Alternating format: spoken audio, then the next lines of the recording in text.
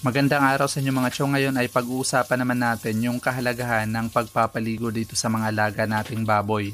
Bukod sa para ito sa kalinisan ng mga alaga nating baboy ay may malaking impact din ito para sa kalusugan ng mga alaga natin mga chong. Lalo na sa mga fatteners o yung mga patabaing baboy natin. Dahil maaaring magdulot ng pagkakasakit sa mga alaga natin yung pagpapaligo natin sa kanila at ganun rin naman yung hindi natin pagpapaligo sa kanila mga chong. Kaya kailangan alamin natin kung kailan ba dapat at hindi dapat pinapaliguan yung mga alaga natin. Based on experience mga chong, bali ako nagpapaligo po ako sa mga alaga ko, nakabase rin ako sa klima.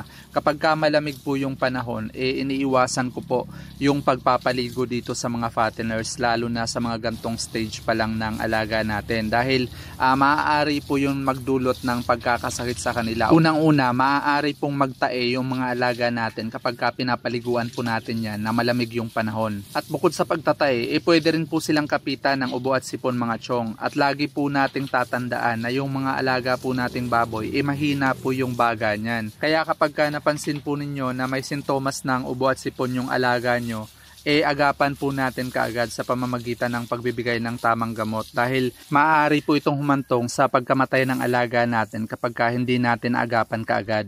Pero kapag mainit na yung panahon mga chong tulad ngayon, madalas po dapat yung pagpapaligo natin sa kanila. Kami mga chong, bali 3 beses po kami nagpapaligo sa mga alaga naming fatteners, sa umaga, tanghali at hapon.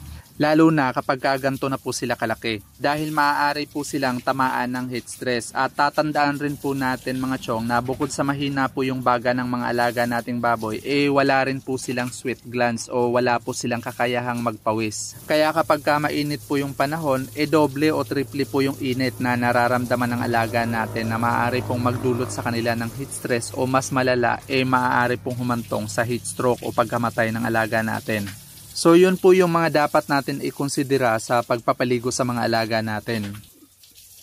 That's all for today's video mga chong. Thank you for watching and happy farming!